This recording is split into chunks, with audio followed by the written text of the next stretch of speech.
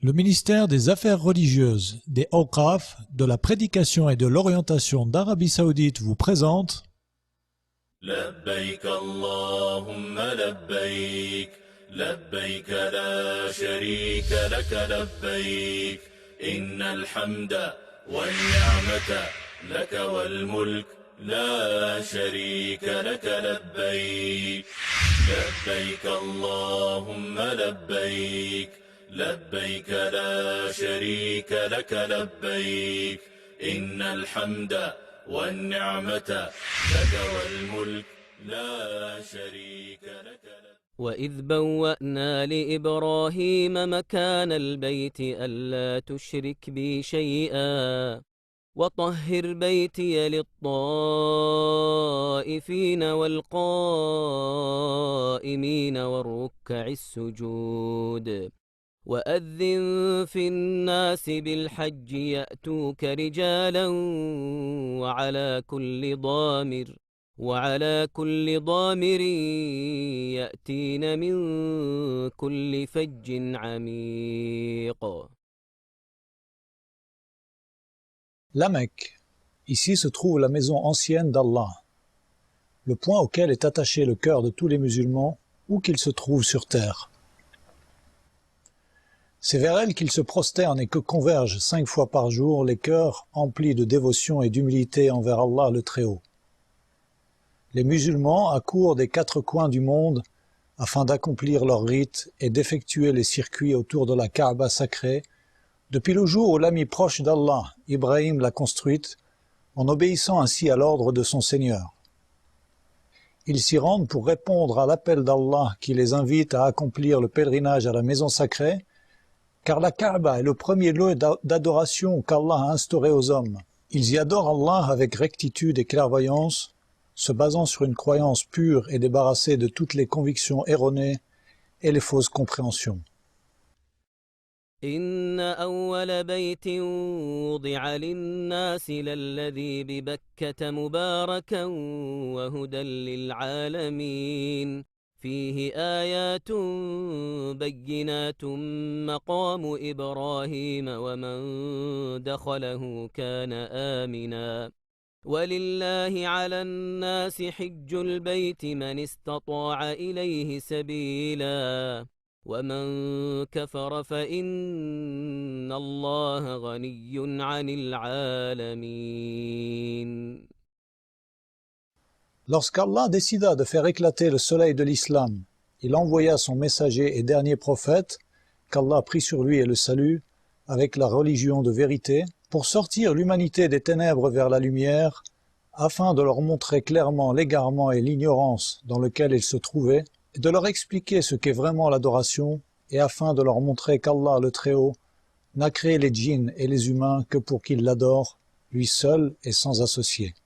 سمع الله لمن حمده ربنا ولك الحمد.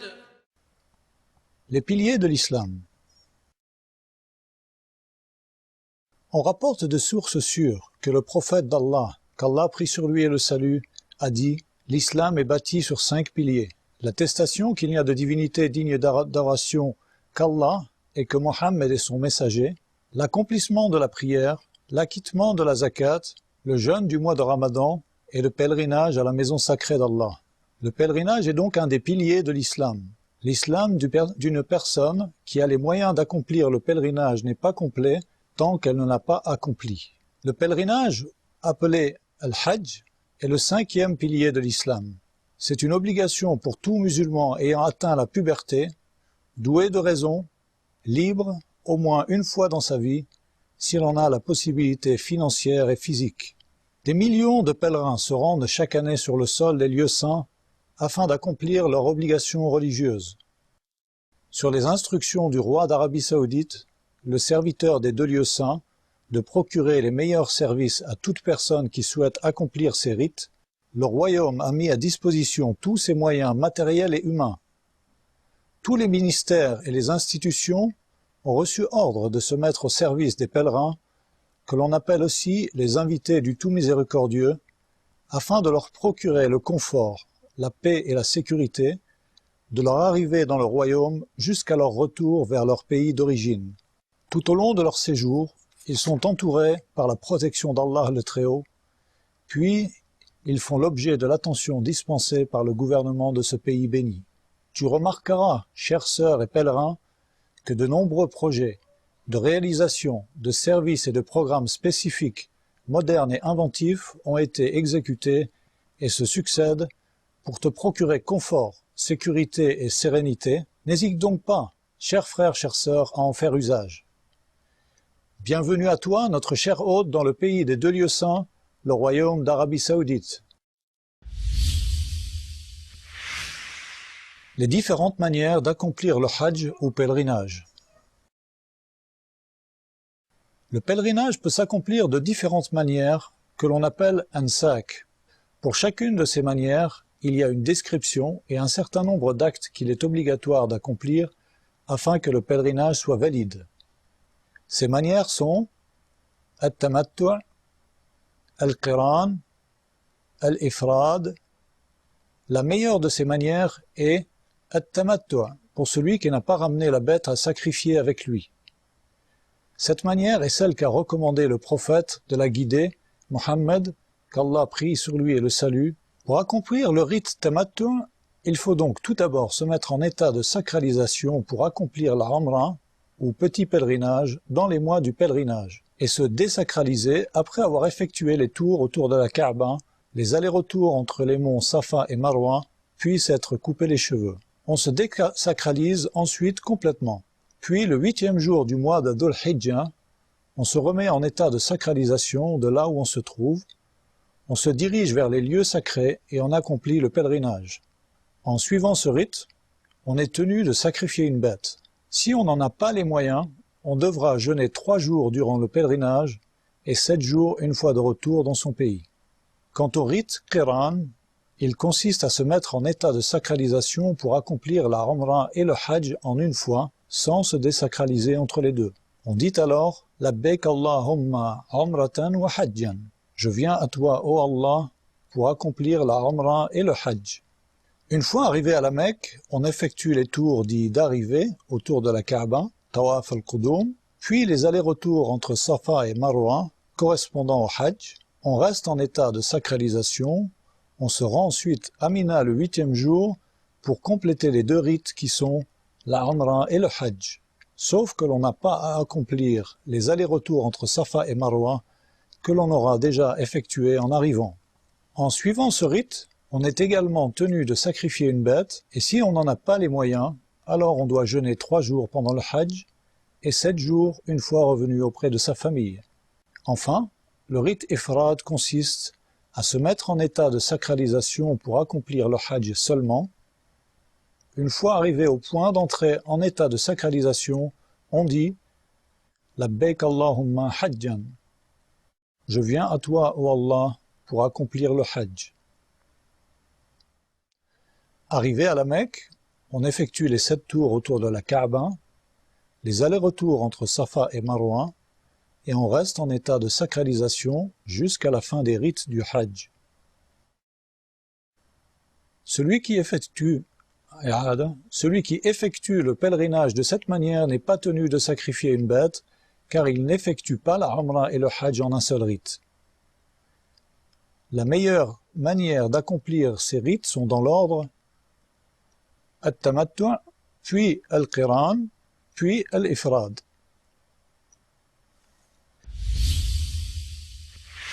Les points d'entrée en état de sacralisation. Miqat. Chers frères, chères sœurs, si tu as la ferme intention de voyager vers la Mecque afin d'accomplir les rites du pèlerinage ou de la Umrah, tu dois te mettre en état de sacralisation à partir d'un des 5 points d'entrée que le prophète, qu'Allah prie sur lui et le salue, a désigné et que l'on appelle Miqat. Ces points sont premièrement Dhul Hulayfa, c'est le point d'entrée des gens qui viennent de Médine. On l'appelle aujourd'hui Abiyar Ali. Deuxièmement, Al-Juhfa, c'est le point d'entrée des gens qui viennent de la Grande Syrie, Al-Sham. Ce point se trouve près de la ville de Rabigh, et de nos jours, les gens entrent en sacralisation à Rabigh. Troisièmement, Qarn al-Manazil, c'est le point d'entrée des gens venus du Nejd, qui est la région centrale de l'Arabie. On l'appelle de nos jours As-Sayl al-Kabir. Quatrièmement, il y a Lamlam, c'est le point d'entrée des gens qui viennent du Yémen. De nos jours, les gens se sacralisent à Sa'diyya. Cinquièmement, Dhat Irq, c'est le point d'entrée des gens qui viennent de l'Irak. Les gens de la Mecque se sacralisent pour le Hajj de chez eux. Quant à la Umrah, elle s'effectue pour eux de Tan'im ou de tout autre endroit en dehors de la région sacrée. De même, les gens de Jeddah se sacralisent de chez eux. Toute personne qui passe par ces points d'entrée et qui souhaite accomplir le Hajj ou la Umrah doit entrer en état de sacralisation à partir de ces points. Celui qui le dépasse volontairement sans s'être sacralisé doit revenir en arrière et se sacraliser de cet endroit, sinon il devra sacrifier un mouton à la Mecque en compensation et il en distribuera la viande aux nécessiteux. Chers frères et sœurs en islam, si tu arrives au Miqat par route, en voiture ou par un autre moyen, prends une douche et parfume-toi si tu en as la possibilité. Revêt ensuite les 2 pièces de tissu blanches et propres que l'on appelle ihram. Quant à la femme, elle porte ce qu'elle veut comme vêtement tant qu'elle est couverte et ne cherche pas à mettre en avant ses atours. Ensuite, tu formules l'intention d'entrer en état de sacralisation pour accomplir la Umrah en disant « Labbayka Umratan » je viens à toi, ô Seigneur, pour accomplir la Umrah. Pour ceux qui arrivent par mer ou par avion, alors habituellement, le pilote de l'avion ou le capitaine du bateau annoncent aux passagers qu'ils sont sur le point d'arriver à hauteur du Miqat, afin qu'ils se préparent à revêtir leur habit de pèlerin. Il n'y a pas de mal à ce que le pèlerin ou celui qui souhaite accomplir la Umrah sorte de chez lui vêtu de son ihram. Par contre, il ne commencera à prononcer la talbiya, qui est la formule qui marque son entrée en état de sacralisation, qu'une fois qu'il sait que l'avion ou le bateau passe à hauteur du Miqat. Les hommes élèvent alors la voix pour prononcer la talbiya, contrairement aux femmes. لبيك لا شريك لك لبيك إن الحمد والنعمة لك والملك لا شريك لك لبيك. Les interdits liés à l'état de sacralisation. Une fois que tu as prononcé l'intention d'accomplir la Umrah en disant « Labbayka Umratan » je viens à toi, ô Allah, pour accomplir la Umrah, ou d'accomplir la Umrah et le Hajj en disant « Labbayka Umratan wa Hajjan » je viens à toi, ô Allah, pour accomplir la Umrah et le Hajj, ou encore d'accomplir le Hajj seul en disant « Labbayka Hajjan » je viens à toi, ô Allah, pour accomplir le Hajj, tu es entré en état de sacralisation et certains actes deviennent interdits. Ces interdits sont se couper ou se raser les cheveux, se couper les ongles. Si des cheveux ou des ongles tombent involontairement, ou si on les coupe par oubli ou par ignorance de l'interdit, on n'encourt aucun reproche. Il est interdit à la personne en état de sacralisation de se parfumer le corps ou les habits. Par contre, aucun reproche ne sera fait s'il reste l'odeur du parfum que l'on a utilisé avant d'entrer en état de sacralisation. Il lui est interdit également de chasser en tuant un animal ou en participant à la battue ou d'aider d'une manière ou d'une autre. Il est interdit à toute personne, pèlerin ou non, dans la zone sacrée, de couper les arbres ou les plantes qui ont poussé sans intervention humaine. Il est interdit à toute personne, pèlerin ou non, de ramasser les objets perdus dans la zone sacrée, si ce n'est pour trouver son propriétaire. Il est interdit, tant que l'on est en état de sacralisation, de demander la main d'une femme ou de contracter un mariage, que ce soit pour soi-même ou pour une tierce personne. Il est interdit d'avoir des rapports sexuels tant que l'on est en état de sacralisation ou d'embrasser une femme avec envie. Il est interdit à la femme en état de sacralisation de porter des gants et de se couvrir le visage avec un niqab ou une burqa, sauf en présence d'hommes qui ne sont pas ses proches. Dans ce cas, il lui incombe de se couvrir le visage avec un voile ou autre, comme c'est le cas lorsqu'elle n'est pas en état de sacralisation. Quant au fait de se protéger du soleil sous une ombrelle ou le toit d'une voiture, ou de porter ses bagages sur la tête, il n'y a pas de mal à le faire. Si le pèlerin se couvre la tête par oubli ou par ignorance de la règle, il lui incombe de se découvrir la tête dès qu'il se le rappelle ou dès qu'il prend connaissance de l'interdiction, et il ne lui en sera pas tenu rigueur. Il n'est pas autorisé aux hommes de porter des chemises ou tout habit qui épouse une partie du corps ou tout le corps, comme le caftan, le pantalon, le turban les chaussons en cuir qui remontent jusqu'aux chevilles, et au cas où on ne trouve pas de pagne à mettre autour de la taille, alors on peut porter un pantalon. De même, si on ne trouve pas de sandales, on peut porter des chaussons, il n'y a pas de mal à cela. Il est autorisé de porter des sandales, une bague, des lunettes de vue ou de soleil, une montre, des écouteurs, une ceinture, une pochette pour garder son argent et ses papiers. Il est autorisé aux pèlerins de changer d'habit, de les nettoyer, de se laver la tête ou le corps, et si en faisant cela, il perd des cheveux ou des poils, ou s'il se blesse involontairement, il ne lui en sera pas tenu rigueur. Il n'existe pas de prière à accomplir au moment de se sacraliser, comme beaucoup le croient à tort. Le pèlerin, ou celui qui souhaite accomplir la Umrah, se doit de respecter les obligations religieuses qu'Allah lui a imposées, comme la prière en groupe à l'heure prescrite. Il doit également éviter de désobéir à Allah, de commettre des péchés, d'avoir des rapports charnels ou de prononcer des paroles vulgaires et déplacées, et ces interdictions incombent à tout musulman.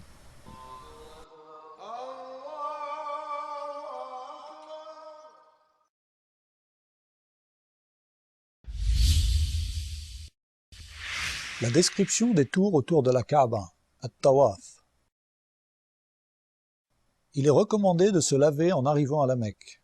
On entre dans la mosquée sacrée par le pied droit, puis on dit A'udhu billahi al-azim, wa wajhihi al-karim, wa sultanihi al-qadim, min ash-shaytani ar-rajim. Allahumma aftah li abwaba rahmatik. Je cherche protection auprès d'Allah le Très Grand, auprès de son noble visage et son autorité éternelle, contre Satan le lapidé. Ô Allah, ouvre-moi les portes de ta miséricorde. Il est prescrit de prononcer cette invocation en entrant dans toutes les mosquées. Puis, le pèlerin se dirige vers la Kaaba pour démarrer le tawaf.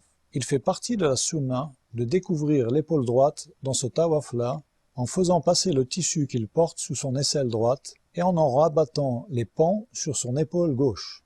Il commence alors les 7 tours en commençant par la pierre noire. S'il parvient à s'en approcher, il l'embrasse. Il faut effectuer cela sans gêner les gens en les poussant ou en les bousculant, et sans les insulter ou sans les frapper. Ceci est une erreur, car cela nuit aux musulmans.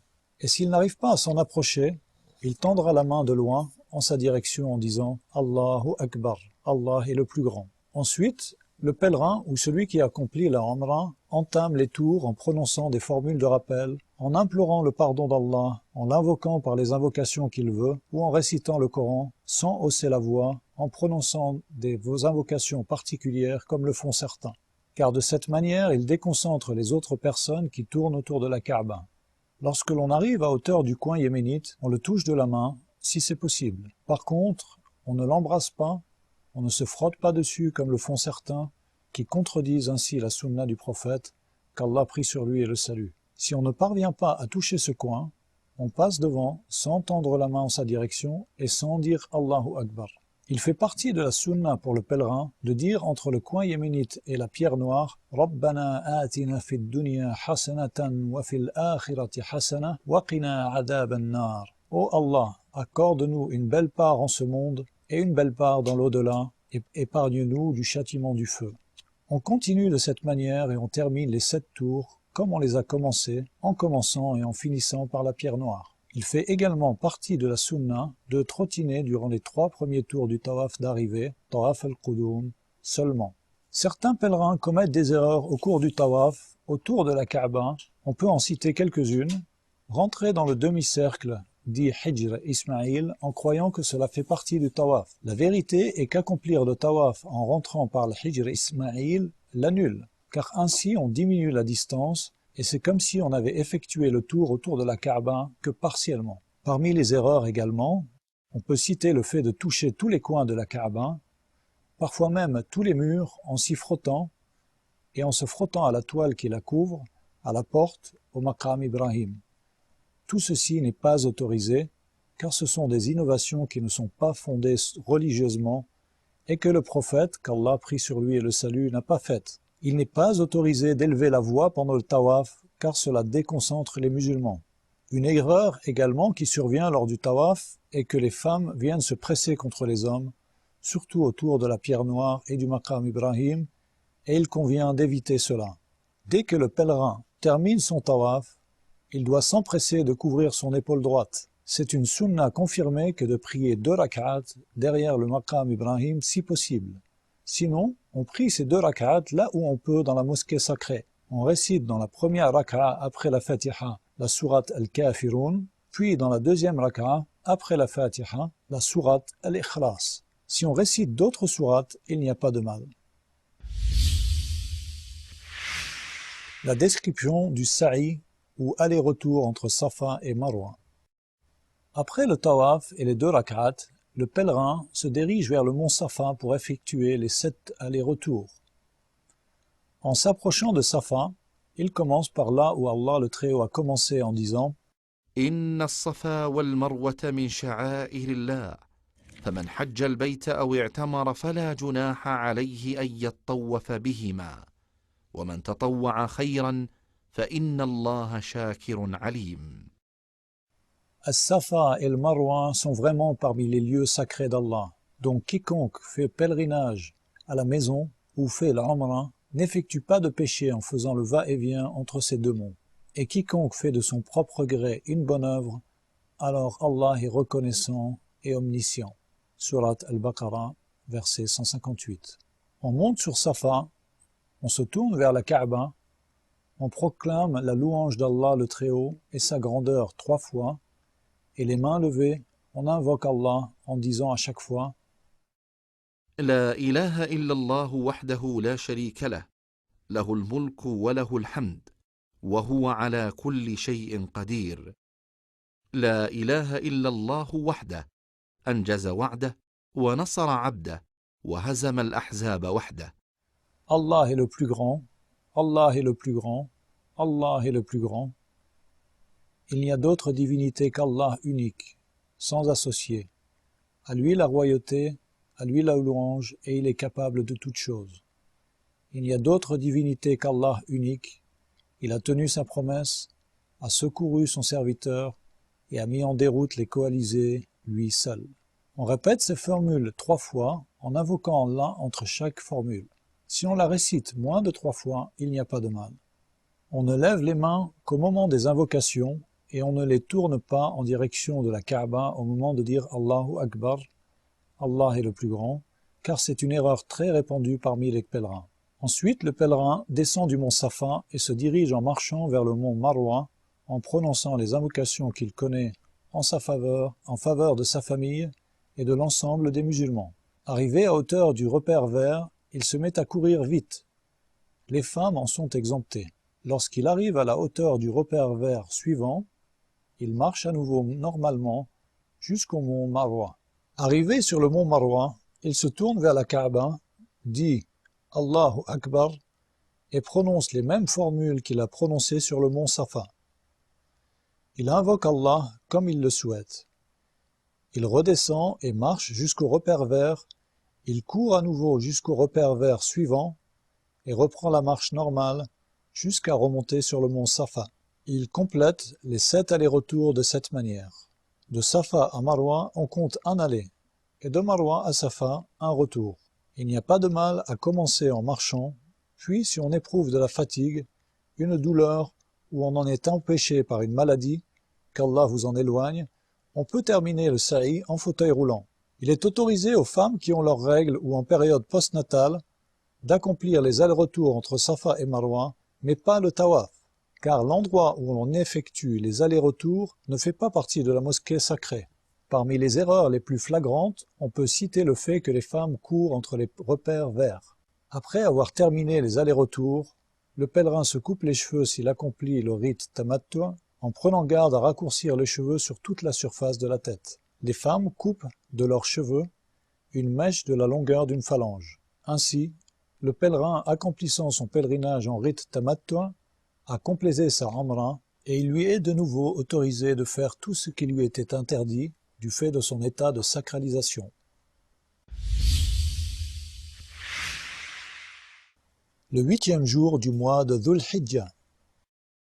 Le 8e jour du mois de Dhul Hijjah, jour que l'on appelle Yawm al-Tarwiyah, le jour de l'abreuvement, les pèlerins, quel que soit le rythme qu'ils accomplissent, Qiran, Tamattu ou Ifrad, se dirigent tous en état de sacralisation vers Mina, en se conformant ainsi à la sunna du prophète, qu'Allah a pris sur lui et le salut. Il est préférable de se rendre à Mina avant que le soleil atteigne le zénith, c'est-à-dire avant la prière de Dhuhr. Les pèlerins y prient les prières de Dhuhr, Asr, Maghreb, Isha et El-Fajr du jour suivant en raccourcissant les prières de 4 rak'a à 2, mais en les priant chacune à son heure, sans les rassembler. Cette règle s'applique à tous, aux gens de la Mecque et aux autres. Le 9e jour de Dhul Hijjah, après avoir prié la prière du Fajr, on attend que le soleil se lève et on se rend à Arafat dans la paix et la sérénité, en prononçant la talbiya, en proclamant la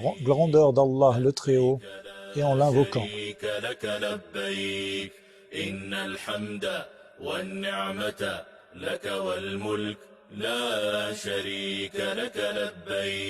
La manière et le moment propice de prononcer la talbiya.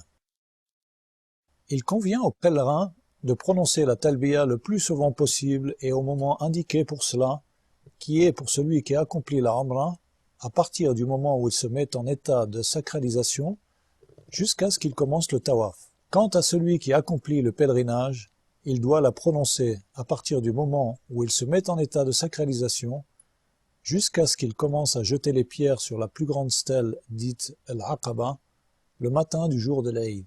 La formule de talbiya est لبيك اللهم لبيك لبيك لا شريك لك لبيك إن الحمد والنعمة لك والملك لا شريك لك لبيك. Me voilà, ô Allah, me voilà. Me voilà, tu n'as pas d'associé, me voilà. En vérité, la louange et la grâce t'appartiennent, ainsi que la royauté, tu n'as pas d'associé. Le 9e jour du mois de Dhul Hijjah. En ce jour important que le prophète de la guidée, qu'Allah prie sur lui et le salut, a décrit comme étant le meilleur des jours, les pèlerins se regroupent à Arafat. Ils campent à Arafat du lever du soleil jusqu'à son coucher. Il fait partie de la sunna de s'arrêter à Namira si possible. Sinon, il faut prêter attention à bien camper à l'intérieur des limites d'Arafat. Pour cela, il y a de nombreux panneaux signalétiques et repères qui le montrent. Et à l'intérieur d'Arafat, on peut stationner n'importe où. En ce grand jour, efforce-toi, chers frères et sœurs pèlerins, de te consacrer à prononcer la talbiya et à évoquer Allah. Implore son pardon tant que tu peux. Proclame sa grandeur et son unicité. Tourne tout ton être vers lui en toute humilité et dévotion. Invoque Allah du mieux que tu peux, en ta faveur, en faveur de ta famille, de tes enfants et de tous tes frères en islam. À l'heure du Dhuhr, l'imam prononce le prêche pour leur faire un rappel, les exhorter et les guider vers la voie droite. Ensuite, il guide les pèlerins dans les prières de Dhuhr et de l'Asr en les diminuant et en les regroupant, comme l'a fait l'envoyé d'Allah, qu'Allah prie sur lui et le salut. On ne prie pas avant, ni entre ces prières, ni après. Le pèlerin doit éviter de commettre des erreurs qui diminueront ou lui enlèveront la récompense et la rétribution de ce jour solennel et de son séjour dans ce lieu béni. On peut citer parmi les erreurs que commettent les pèlerins les suivantes. Camper en dehors des limites d'Arafat et de rester à cet endroit jusqu'au coucher du soleil, et ensuite partir pour Muzdalifa. Quitter Arafat pour Muzdalifa avant le coucher du soleil n'est pas autorisé, car c'est contraire à ce qu'a fait le prophète, qu'Allah prie sur lui et le salut. Certains pèlerins se pressent et se bousculent pour grimper sur le mont Arafat, atteindre son sommet, se frotter aux pierres et y prier, et ceci fait partie des innovations qui ne sont pas fondées religieusement, sans compter les dommages corporels et les risques pour la santé qui peuvent en résulter. Se tourner vers le mont Arafat pour invoquer, alors que la sunna est de se tourner vers la Qibla. اللهم إني أعوذ بك من الكفر والفقر ومن عذاب القبر لا إله إلا أنت اللهم أنت ربي لا إله إلا أنت خلقتني وأنا عبدك وأنا على عهدك ووعدك ما استطعت أعوذ بك من شر ما صنعت وأبوء لك بنعمتك علي وأبوء بذنبي فاغفر لي إنه لا يغفر الذنوب إلا أنت. ليس عليكم جناح أن تبتغوا فضلا من ربكم فإذا أفضتم من عرفات فاذكروا الله عند المشعر الحرام واذكروه كما هداكم وإن كنتم من قبله لمن الضالين ثم أفيضوا من حيث أفاض الناس واستغفروا الله إن الله غفور رحيم. La station à Muzdalifa. Après le coucher du soleil du 9e jour, les caravanes de pèlerins se dirigent avec la bénédiction d'Allah vers le lieu sacré de Muzdalifa afin d'y prier le Maghreb et l'Isha dès qu'ils arrivent, en les raccourcissant et en les regroupant, en faisant un seul adhan, c'est-à-dire le premier appel à la prière, et 2 iqama, qui est le deuxième appel à la prière. Ils y passent la nuit en prononçant la talbiya, en invoquant Allah, en le remerciant de ses bienfaits et de sa bonté pour leur avoir permis d'être présents à Arafat cette journée.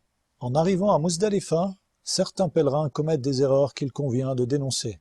Parmi les plus flagrantes, on peut citer le fait de s'occuper à ramasser les cailloux avant même de prier le Maghreb et l'Isha, en les raccourcissant et en les regroupant, alors qu'accomplir la prière passe avant.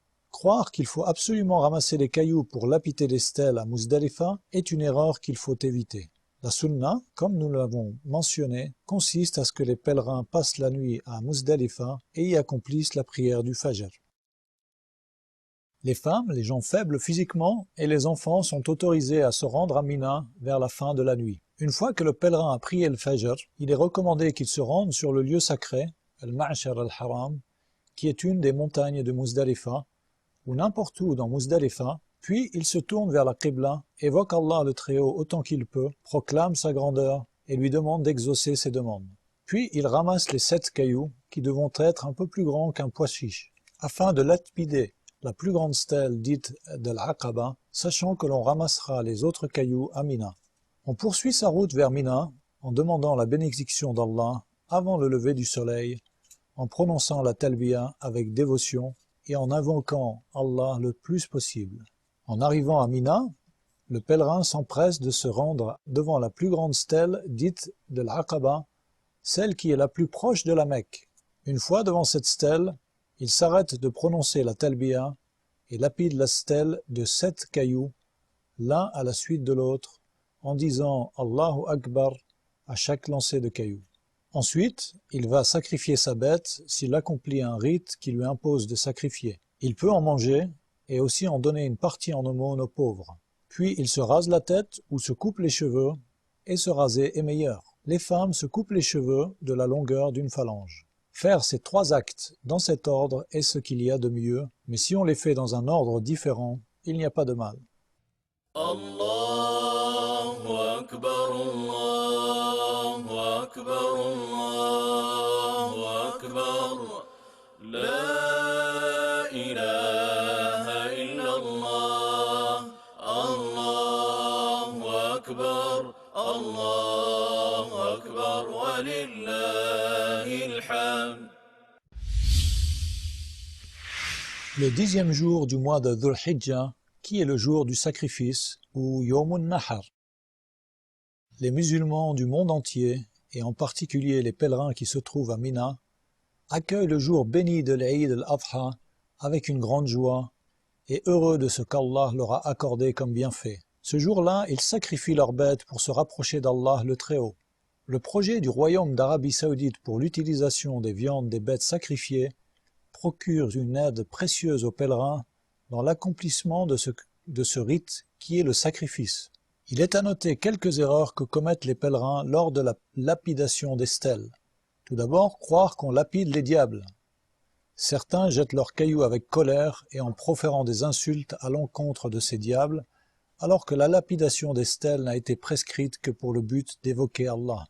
Jeter des pierres, des chaussures ou des morceaux de bois, ceci est une exagération dans la religion, et le prophète, qu'Allah prie sur lui et le salut, a interdit cela. Se bousculer et se disputer devant les stèles afin de lancer ces cailloux est une grossière erreur. Il est plutôt obligatoire pour le pèlerin de faire preuve de douceur envers ses frères, de s'assurer que les cailloux tombent au bon endroit, à l'intérieur du bassin, qu'ils aient touché la stèle ou non. Jeter tous les cailloux en même temps, dans ce cas, cela lui est compté comme un seul lancer, et ce qui est correct religieusement, c'est de lancer un caillou après l'autre en disant « Allahu Akbar » à chaque lancer.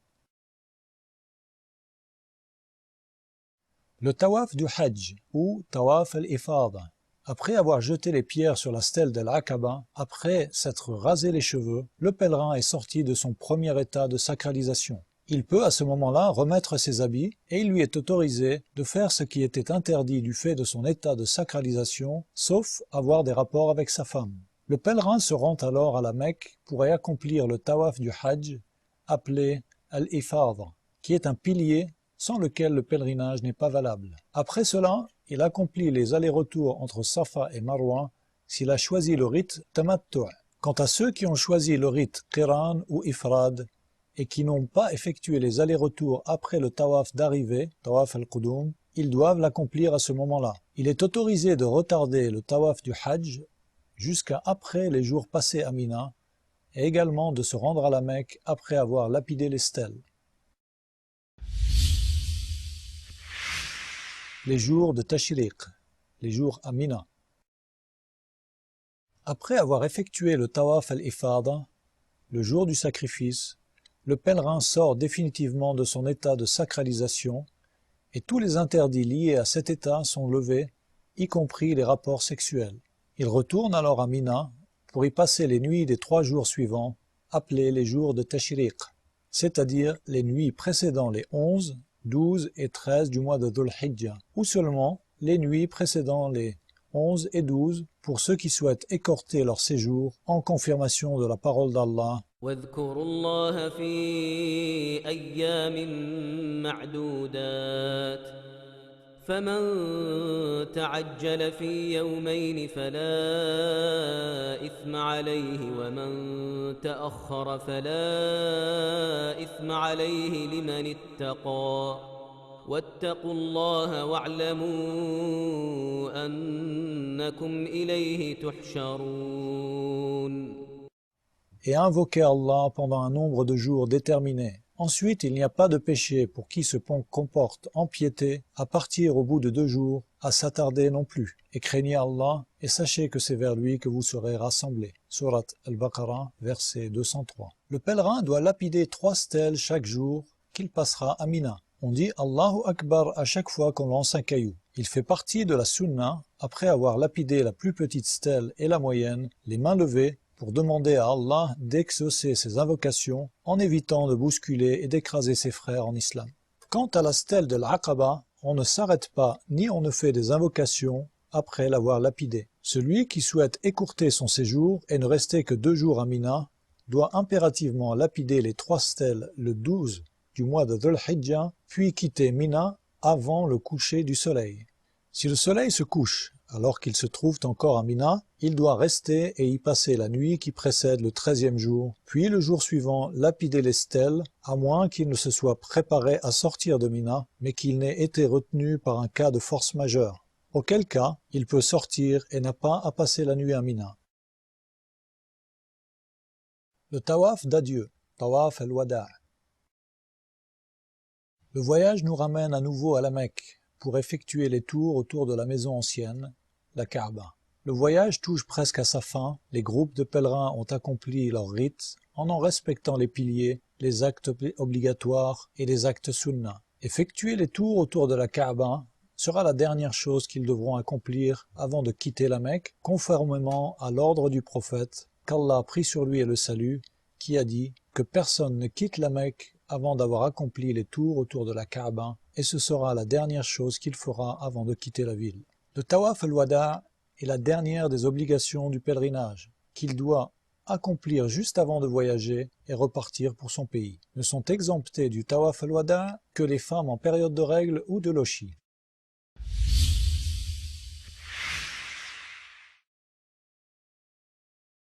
La description de la visite de Médine, la ville du prophète, qu'Allah prie sur lui et le salue. À présent, rendons-nous à Médine, la ville vers laquelle le prophète, qu'Allah prie sur lui et le salue, a émigré et où il a trouvé refuge pour visiter la mosquée du prophète, qu'Allah prie sur lui et le salue. Médine est une des seules 3 villes vers lesquelles il est autorisé de voyager dans un but religieux, comme l'a dit le prophète, qu'Allah prie sur lui et le salue. Ne voyagez pour un but religieux que vers 3 villes, la mosquée sacrée de la Mecque, ma mosquée, celle de Médine, et la mosquée Al-Aqsa à Jérusalem. Bien que la visite de la mosquée du prophète, qu'Allah prie sur lui et le salue, ne soit pas une condition ou une obligation faisant partie du pèlerinage, avec laquelle elle n'a aucun lien ou rapport, et qu'elle ne requiert pas de sacralisation, il reste tout de même qu'il est correct et même recommandé religieusement de l'accomplir à n'importe quel moment de l'année. Et vu qu'Allah le Très-Haut a permis et a facilité aux pèlerins d'arriver jusqu'au pays des 2 lieux saints, l'Arabie Saoudite, il lui est donc recommandé de visiter la ville du prophète, qu'Allah prie sur lui et le salue, afin de prier dans sa mosquée, sachant que la prière y vaut plus que 1000 prières dans toute autre mosquée, excepté dans la mosquée sacrée de la Mecque, où elle équivaut à 100 000 prières effectuées dans une autre mosquée. Puis, il convient aux visiteurs de Médine d'aller saluer le prophète, qu'Allah prie sur lui et le salue. Chers visiteurs, quand tu arrives à la mosquée du prophète, qu'Allah prie sur lui et le salue, entre du pied droit et dis أعوذ بالله العظيم ووجهه الكريم وسلطانه القديم من الشيطان الرجيم اللهم افتح لي أبواب رحمتك. Au nom d'Allah, que la prière et le salut d'Allah soient sur le prophète. Je cherche protection auprès d'Allah le Très Grand, son noble visage et son autorité éternelle contre Satan le lapidé. Ô Allah, ouvre-moi les portes de ta miséricorde. Et cette formule de rappel se dit en entrant dans n'importe quelle mosquée. Dès que tu entres dans la mosquée, empresse-toi de prier 2 rak'at, dites de salut de la mosquée, et c'est encore mieux si tu peux les accomplir dans le Rawda. Cet endroit se trouve entre la chambre du prophète, qu'Allah prie sur lui et le salue, et le minbar. Sinon, accomplis-les n'importe où dans la mosquée. Ensuite, rends-toi, cher visiteur, devant la tombe du prophète, qu'Allah prie sur lui et le salue, et fais-lui face. Commence par saluer l'envoyé d'Allah, qu'Allah prie sur lui et le salue, avec respect, et dis à voix basse السلام عليك أيها النبي ورحمة الله وبركاته. اللهم آته الوسيلة والفضيلة وابعثه المقام المحمود الذي وعدته. اللهم اجزه عن أمته أفضل الجزاء. Que le salut, la miséricorde et la bénédiction d'Allah soient sur toi, ô prophète. Ô Allah, accorde-lui le pouvoir d'intercéder ainsi que la place d'honneur et ressuscite-le dans la position louable que tu lui as promise. Ô Allah, récompense-le de la part de sa communauté de la meilleure manière. Puis, décale-toi un peu vers la droite et place-toi devant la tombe d'Abu Bakr, qu'Allah l'agrée, salue-le et demande la miséricorde, le pardon et l'agrément d'Allah en sa faveur. Ensuite, décale-toi à nouveau légèrement vers la droite et place-toi devant la tombe de Omar, qu'Allah l'agrée, salue-le et demande la miséricorde, le pardon et l'agrément d'Allah en sa faveur. Il est à noter que certains visiteurs de la mosquée du prophète, qu'Allah prie sur lui et le salue, commettent des erreurs qui font partie des innovations qui ne sont pas fondées religieusement et qui n'ont pas été rapportées comme faisant partie des actes des compagnons, qu'Allah les agrée. Parmi ces erreurs, on peut citer se frotter à la grille qui entoure l'appartement du prophète et au coin de la mosquée est une erreur qu'il convient d'éviter. Se tourner vers la tombe pour invoquer Allah est une erreur. Ce qu'il convient de faire, c'est de se tourner vers la Qibla lorsque l'on invoque. Après cela, chers visiteurs, il fait partie de la sunna de visiter les tombes des nombreux compagnons qui sont enterrés dans le cimetière du Baqi'. Parmi eux se trouve le 3e calife, Othman, qu'Allah l'agrée. Tu peux également visiter les tombes des martyrs tombés dans la bataille d'Uhud. Parmi eux se trouve le chef des martyrs, Hamza ibn Abd al-Muttalib, qu'Allah l'agrée. Salue-les et invoque Allah en leur faveur, comme l'a enseigné le prophète, qu'Allah prie sur lui et le salue à ses compagnons lorsqu'ils visitaient les tombes. السلام عليكم أهل الديار من المؤمنين والمسلمين وإنا إن شاء الله بكم لاحقون نسأل الله لنا ولكم العافية. Que le salut soit sur vous, habitants de ces demeures, croyants et musulmans. Nous allons, si Allah le veut, certainement vous rejoindre. Je demande à Allah pour nous et pour vous le salut. Il fait également partie de la sunna, chers visiteurs, comme tu te trouves à Médine, de te rendre à la mosquée de Quba, qui est la première mosquée construite dans l'histoire de l'islam, après avoir effectué tes ablutions. Tu peux la visiter et y prier comme l'a fait et incité de le faire le prophète qu'Allah prie sur lui et le salut. Après cela, il n'y a aucune autre mosquée ou endroit qu'il est religieusement autorisé à visiter. Donc, que les visiteurs de Médine ne s'imposent pas des difficultés inutiles et qu'ils ne se fatiguent pas dans des déplacements à droite et à gauche alors qu'il n'y a aucune récompense à le faire. Nous demandons à Allah le Très-Haut d'agréer le pèlerinage, de pardonner les péchés et de récompenser les efforts de tous. Il est certes capable de toutes choses. Chers frères, chères sœurs en islam, vous êtes les bienvenus et vous êtes nos invités dans le pays des deux lieux saints, le royaume d'Arabie Saoudite.